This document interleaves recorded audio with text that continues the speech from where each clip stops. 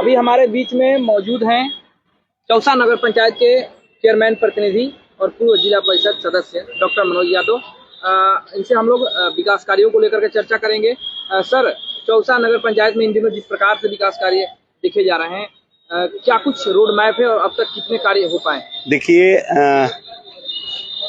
चुनाव जब से बीता है, हम लोग हमेशा चौसा नगर पंचायत के विकास के लिए 24 घंटा हम लोग तत्पर है कि कम से कम जिस उद्देश्य के साथ लोगों ने वोट देकर जिताया है तो कुछ ना कुछ परिवर्तन दिखाई देना चाहिए।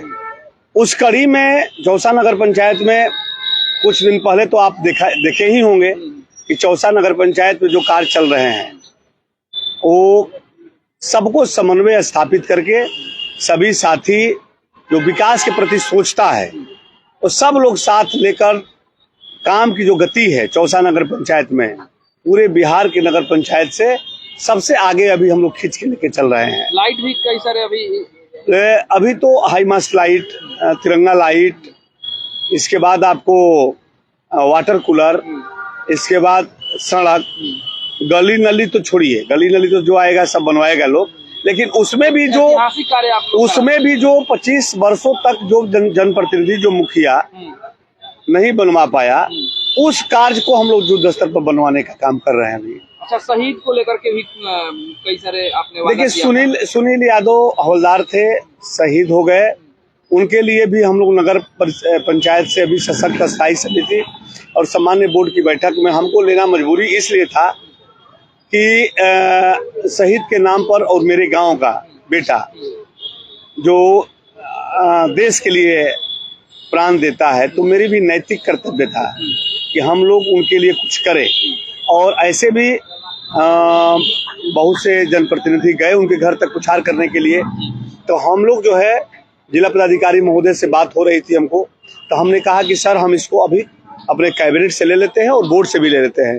तो शहीद हवलदार सुनील यादव के लिए हमने शेरशाहगढ़ पर, जैसा कि उनकी धर्मपत्नी का जो मांग थी उस मांग के मुताबिक हम अपने बोर्ड से उनके मूर्ति की स्थापना और गेट के लिए जो मांग था वो, और एक हम लोग अलग से किए कि एक सड़क था शेरशाहगढ़ से लेके यादव मोड़ तक, उसके नाम का उनके नामकरण करना। हाँ, तो वो हमने 2 दिन पहले हमने प्रस्ताव पारित कर दिया है और मैं प्रस्ताव पारित करके इसकी कॉपी मैं सरकार को दे रहा हूं और इसकी सूचना मैं जिला पदाधिकारी महोदय को दे रहा हूं कि हमने प्रस्ताव पारित कर दिया, इस पर आप कार्रवाई आप प्रारंभ कर दीजिए और हमसे जितना होगा उतना हम लोग करेंगे अपने नगर के क्षेत्र से।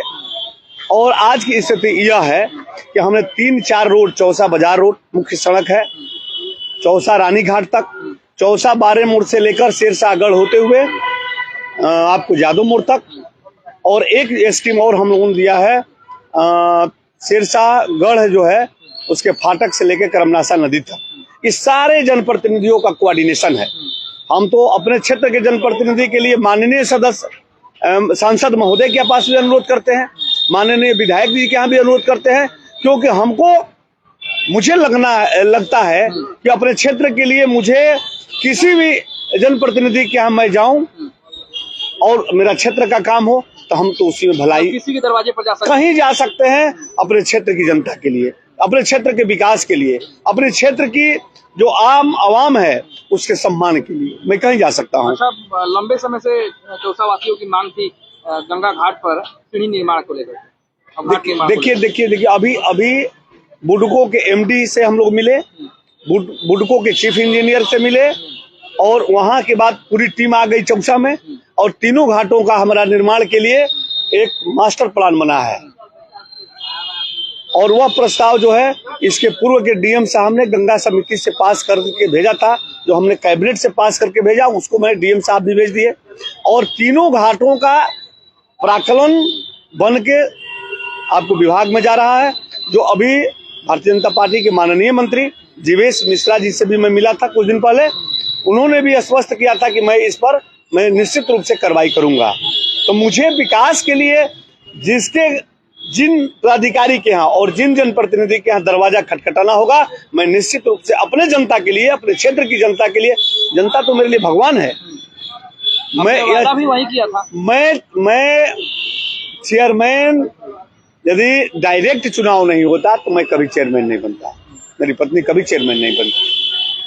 और हम तो दूसरे क्षेत्र से जिला पार्षद थे और दो चेयरमैन, निवर्तमान चेयरमैन को मैंने उसके क्षेत्र में हराया।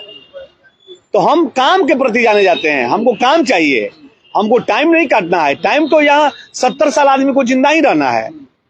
मैंने अपने जीते जिंदा मैंने स्मशान घाट का निर्माण करवाया, क्योंकि सदन में मैं जिला परिषद था, उस समय जिला परिषद का जमीन था, थोड़ा और जमीन था। वहां पर मैंने डीडीसी साहब को कहा कि सरकार साहब अमन समीर साहब से ले जाकर वहां शिलान्यास कराया।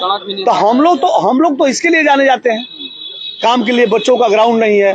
मैंने अभी R&R की बैठक में भी मैंने कहा है, माननीय सांसद महोदय से मैंने अनुरोध किया कि साहब यहाँ खेल मैदान नहीं है। वो एक लाइन भी नहीं कहे, नहीं ठीक है होना चाहिए चौसा के अंदर। अच्छा मनोज जी, लगातार आप कई सालों से, मतलब 20-25 सालों से आप लगातार सामाजिक जीवन में हैं, कई सारे चुनाव देखे हुए हैं, आपका जनता में भी अच्छा पैठ है और विकास के कार्य तो वर्तमान में कर ही रहे हैं। तो क्या लगता है विधानसभा चुनाव में डॉक्टर मनोज यादव अपना दावा पेश कर सकते हैं? देखिए, हम गरीब के बेटा हैं और गरीब का बेटा के पास इतना पैसा नहीं है। पार्टी और दल की स्थिति तो आप देख ही रहे होंगे, और पार्टी या दल जो कभी 5 साल में दिखाई नहीं देता था, उसका एक से एक लंबा भाषण हम देख रहे हैं अभी समाचार पत्रों में, यूट्यूब पर। बड़ी कभी कभी ताजुब स्थिति होती है देखकर और सुनकर। जो 5 साल तक गायब रहा, 10 साल तक गायब रहा, वो बोलता है कि हमसे लायक तो कोई है नहीं। इसका मतलब आपका इशारा मुन्ना तिवारी पर? नहीं, किसी पर नहीं। मेरा इशारा क्यों रहेगा? जो काम करने वाला व्यक्ति है उसका कोई इशारा हमारा नहीं। हम सबको बोल रहे हैं जो जनप्रतिनिधि नहीं है। मुन्ना तिवारी तो हमारे माननीय यहाँ का विधायक है, तो हमारी लड़ाई किसी से, हम तो पहले बता दिया, किसी के ऊपर टीका टिप्पणी नहीं करते हैं। जो वो हमारे माननीय विधायक हैं और हमारे क्षेत्र में है, तो उनके ऊपर टीका टिप्पणी से कोई मतलब है। मैं और लोगों को मैं कह रहा हूँ, जितने लोग आ रहे हैं, हम विधानसभा जिस क्षेत्र से जिला परिषद था वो लास्ट बॉर्डर है, और जहां से मैं हूं अभी, मेरी पत्नी है, वो मेरा लास्ट बॉर्डर है चौसा।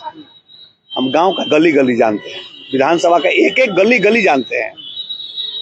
हमको एक ही चीज लगता है कि पार्टी और दल तो ठीक है, हम तो कहते हैं कि सब पार्टी और दल से हट के और निर्दल कोई हमारे साथ चुनाव लड़ ले, सिंबल सब कोई हटा दे।